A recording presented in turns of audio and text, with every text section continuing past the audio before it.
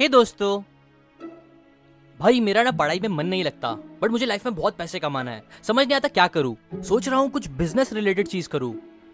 अच्छा बेटा, तेरे को बिजनेस करना है, अंबानी बनना है। अरे पागल, सपने कम देख, पढ़ाई कर, जॉब कर। हर कोई अंबानी नहीं बन सकता। अगर धीरू भाई अंबानी ने भी ऐसे ही लोगों की बात सुनी होती तो आज मैं हजारों लोगों की तरह उनके ऊपर ये वीडियो नहीं बना रहा होता। बिकॉज सच तो ये है कि धीरू भाई अंबानी भी आपकी और मेरी तरह ही एक नॉर्मल से लड़के थे जिनका कभी पढ़ाई में इतना मन नहीं लगता था। इनफैक्ट उन्होंने कॉलेज तक नहीं पढ़ी थी, बट फिर भी वो इंडिया के सबसे अमीर पॉपुलर लोगों में से एक बने, जिनकी कंपनी वो पहली इंडिया की प्राइवेट कंपनी बनी जो फोर्ब्स 500 लिस्ट में आई, जिन्होंने अपनी लाइफ में मोर देन 75 बिलियन रुपीस का बिजनेस एम्पायर बनाया। याद रखो, 1 बिलियन मतलब 100 करोड़, सो 75 बिलियन मतलब 7500 करोड़ का बिजनेस बनाया, और वो भी अराउंड 20 साल पहले। नाउ आपको इस अमाउंट से जलने के बजाय ये क्वेश्चन पूछना चाहिए कि कैसे उन्होंने ये पॉसिबल किया। कैसे धीरू भाई ने एक रूम वाले चौल के घर से स्टार्ट करके ये सब अचीव किया। वो कौन सी बातें थी, कौन से प्रिंसिपल्स थे जिसे धीरू भाई ने फॉलो किया और इतनी सक्सेस अचीव करी। अब कुछ नेगेटिव लोग जो खुद दिन में 10 गलत काम करते होंगे वो बोलेंगे, अरे भाई सोचना क्या, पक्का 2 नंबर का काम करके आगे बढ़ा, और क्या। तो उनको मैं यही बोलूंगा कि देखो, अगर आप नेगेटिव पे फोकस करोगे तो आपको हर इंसान में कुछ गलत मिल ही जाएगा, लेकिन अगर आप पॉजिटिव पे फोकस करोगे तो लोगों की अच्छी बातों से सीखोगे और पक्का खुद भी बहुत आगे बढ़ोगे। इसीलिए पॉजिटिव पे फोकस करो और धीरू भाई से सीखो, क्योंकि उनसे सीखने के लिए सच में बहुत कुछ है। सो आज मैं उनके ऊपर ही लिखी गई बुक प्लस उनके खुद से सिखाए गए कई सारे सक्सेस लेसन में से वो टॉप 5 प्रिंसिपल्स आपके साथ शेयर करूंगा, जिसकी वजह से धीरू भाई ने ये सब पॉसिबल करके दिखाया और जिसे फॉलो करके हम भी उनकी तरह बहुत कुछ बड़ा कर सकेंगे। Now let's begin. Number 1, DBBSS। इसका फुल फॉर्म और मतलब बताने से पहले मैं तुमको धीरू भाई की स्टार्टिंग की स्टोरी बताना चाहता हूँ। धीरू भाई अंबानी वैसे तो एक स्कूल टीचर के बेटे थे, बट जैसे कि मैंने पहले ही बताया, उनका ज्यादातर नॉर्मल बच्चों की तरह कभी पढ़ाई में इतना मन नहीं रहता था। बट इसका मतलब ये नहीं था कि वो लाइफ में कुछ करना नहीं चाहते थे। इनफैक्ट एक बार उन्होंने अपनी माँ से कहा था कि माँ देखना, एक दिन मैं बहुत बहुत पैसे कमाऊंगा। उनका घर ठीक ठाक ही चलता था, बट पैसे की प्रॉब्लम थोड़ी बहुत रहती थी जो धीरू भाई को पसंद नहीं थी, इसलिए वो हमेशा पैसे कमाने का सोचते थे। एक बार उन्होंने अपने पास की होलसेल दुकान से एक डब्बा ग्राउंडनट ऑयल का लिया और उसे रास्ते पे बैठ के लोगों को बेचा एज अ रिटेलर, जिससे उन्हें प्रॉफिट मिला जो उन्होंने अपनी माँ को जाके दिया। उन्हें बिजनेस करने की वैल्यू बचपन में ही समझ आ गई थी, इसलिए बस 12-13 साल की उम्र से ही वो पकौड़े बेचने का बिजनेस करते थे। फिर अराउंड 17 साल की एज में उन्हें यमन कंट्री में जाने का ऑफर मिला, सो वो और पैसे कमाने की उम्मीद में वहां चले गए। वहां उन्होंने पेट्रोल पंप पे काम किया और कुछ सोर्स बोलते हैं उन्होंने एज अ क्लर्क भी काम किया कई साल, जिसके लिए उन्हें अच्छे ही पैसे मिलते थे इंडिया के हिसाब से। बट फिर सिचुएशन कुछ ऐसी हो गई कि उन्हें वापस इंडिया आना पड़ा, और ये उनकी लाइफ का एक बड़ा टर्निंग पॉइंट साबित हुआ, क्योंकि अब वो अपने उन बड़े सपनों के पीछे जाने लगे जो वो बचपन से देखते थे। नाउ ये स्टोरी से आपको क्या सीखना है? आपको सीखना है DBBSS, मतलब dream big but start small. देखो, ज्यादातर लोग 2 में से एक कैटेगरी में आते हैं। एक जो कभी कुछ बड़ा सोचते ही नहीं, बस जिंदगी जैसे चल रही है चलाते जाओ, जॉब, पढ़ाई, मौत, बस, और कुछ ज्यादा नहीं। जबकि दूसरी तरफ कुछ लोग होते हैं जो बस बड़े बड़े सपने देखते हैं, मैं ये करूंगा, वो करूंगा, सब करूंगा, लेकिन एक्चुअल में वो कभी कुछ बड़ा कर नहीं पाते, क्योंकि उनके गोल्स ही बहुत अनरियलिस्टिक होते हैं। सो आपको क्या करना है कि ये दोनों टाइप के मत बनो। आप धीरू भाई जैसे बनो, मतलब बड़ा सोचो, जितना हो सके उतना बड़ा सोचो, बट स्टार्ट छोटी करो, छोटे गोल सेट करो और छोटे रिजल्ट्स एक्सपेक्ट करो। पहले ही बिलियनर बनने के लिए एक्शन मत लो, बल्कि बस पहले बिजनेस करके थोड़ा प्रॉफिट कमाने का सोचो, क्योंकि एक बार अगर आप छोटे लेवल पे प्रॉफिट कमाना सीख जाओगे, पैसे कमाना सीख जाओगे, फिर आपके लिए और ज्यादा पैसे कमाना आसान होता जाएगा। Number 2, skill over education. Dhiru भाई बिना कोई कॉलेज गए, बिना कोई MBA डिग्री लिए एक बिलियनर बने, क्योंकि उन्होंने एजुकेशन से ज्यादा स्किल्स की वैल्यू को समझा। उन्होंने अपनी एजुकेशन पूरी नहीं करी, इसका मतलब ये नहीं था कि वो कुछ सीख रहे नहीं थे। इनफैक्ट जब वो यमन में काम कर रहे थे तब उन्होंने एक्स्ट्रा एक और जगह जॉब करके अकाउंटिंग सीखी, बुक कीपिंग सीखी, शिपिंग पेपर्स रेडी करना और इंश्योरेंस कंपनी वालों से बात करना सीखा, जिसकी वजह से उनकी नेगोशिएशन स्किल्स बहुत अच्छी हो गई थी, जो आगे उन्हें बिजनेस में बहुत काम भी आई। इसलिए आप याद रखो, आपके अंदर भी स्किल्स होना, कुछ हुनर होना बहुत जरूरी है। बस डिग्री लेके या बिजनेस के बारे में सोच के आप अमीर नहीं बन सकते, बिकॉज एटलीस्ट स्टार्टिंग में तो आपके अंदर कुछ अच्छे हुनर स्किल्स होने ही चाहिए, जिसे यूज करके आप स्टार्टिंग में पैसे कमा सको। अभी रिसेंटली मैंने एप्पल के CEO टिम कुक का इंटरव्यू देखा। उसमें उन्होंने ये मिथ को क्लियर किया कि वो चाइना में अपने प्रोडक्ट इसलिए नहीं बनाते क्योंकि वहाँ के लोग सस्ते में काम करते हैं, नहीं, बल्कि सस्ता लेबर तो वहाँ बहुत पहले से ही खत्म होने लगा है, बल्कि वो और उनकी जैसी बड़ी बड़ी कंपनीज चाइना से अपने काम करवाती है क्योंकि उनके लोगों की स्किल्स बहुत अच्छी होती है। चाइनीज लोगों में हुनर है और वो कम टाइम में अच्छा क्वालिटी का आउटपुट देते हैं। इसलिए अगर हमें भी चाइना की तरह या अंबानी जैसा बनना है तो ये जरूरी है कि हम हुनर वाले बने, और ऐसे वैसे बस काम चलाओ हुनर वाले नहीं, बल्कि बेस्ट बनने की कोशिश करें। जो भी काम करे उसमें एकदम बेस्ट। और ये लाता है हमें धीरू भाई के 3rd सक्सेस लेसन पे, जो है क्वालिटी रूल्स। बहुत से लोग आपको मिल जाएंगे जो बोलेंगे धीरू भाई बस गलत काम करके आगे बढ़े, बट वो ये नहीं समझते कि उनकी सक्सेस के पीछे उनकी प्रोडक्ट क्वालिटी एक बहुत बड़ा रीजन था। धीरू भाई हमेशा क्वालिटी पे बहुत ध्यान देते थे।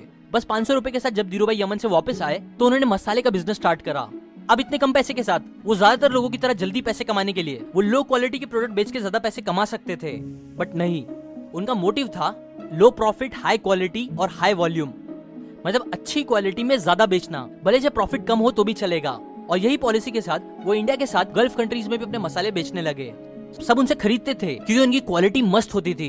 फिर जब वो मसाले के बिजनेस से हटके यान के बिजनेस में आए तब भी उन्होंने क्वालिटी पे ही ध्यान देते हुए विमल ब्रांड बनाया, जो एक पॉपुलर फैशन ब्रांड बना। इसके बाद जब उन्होंने अपनी खुद की मिल डाली अहमदाबाद में, तब भी उन्होंने वर्ल्ड की बेस्ट मशीन्स यूज करी ताकि वो बेस्ट क्वालिटी प्रोडक्ट दे सके। और इसी हाई क्वालिटी की वजह से ही वर्ल्ड बैंक ने उन्हें एक्सीलेंट सर्टिफिकेट दिया जो डेवलप्ड कंट्रीज के लेवल का था। मतलब इंडिया के स्ट्रगलिंग टाइम में भी उन्होंने वर्ल्ड क्लास मशीन्स यूज करके ऐसे क्वालिटी प्रोडक्ट बनाए जो डेवलप्ड नेशंस के स्टैंडर्ड के थे। देखो ज्यादातर लोग क्या करते हैं कि बस कैसे भी एक बड़ी डिग्री अचीव करने का सोचते हैं, इंजीनियर डॉक्टर बनने का सोचते हैं, या फिर बिजनेस करके कैसे भी लोगों को उल्लू बना के ही सही बस पैसे जल्दी कमाने का सोचते हैं और अपनी स्किल्स या प्रोडक्ट की क्वालिटी पे ध्यान नहीं देते। बट ये अप्रोच बहुत गलत है, क्योंकि जैसे कि आप देख ही सकते हो आज बस डिग्री की कोई वैल्यू नहीं है, स्किल्स की है। इसलिए अगर आपको भी अमीर बनना है तो आपके काम, आपके प्रोडक्ट की क्वालिटी बेस्ट होनी चाहिए, तभी आप अंबानी जैसे रिच बन सकते हो। वरना लोग एक बार तो आपका प्रोडक्ट या सर्विस यूज करेंगे बट वापस कभी नहीं आएंगे। Number 4, beating problems.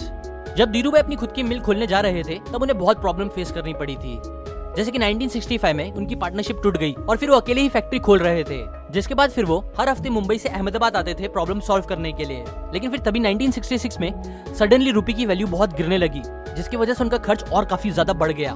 But still उन्होंने बिना हार माने उस मिल को खोला और कपड़े बनाना स्टार्ट कर दिया।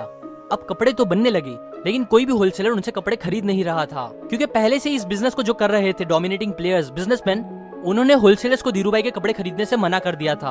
अभी एक और बहुत बड़ी प्रॉब्लम थी। सो फिर धीरू भाई ने क्या किया? क्या वो हार मान के वहां से चले गए बड़े लोग के पावर से डर के? नहीं, तब वो खुद रास्ते पे आए और खुद से ही जाके रिटेलर्स को अपने कपड़े दुकान से दुकान जाके बेचने लगे।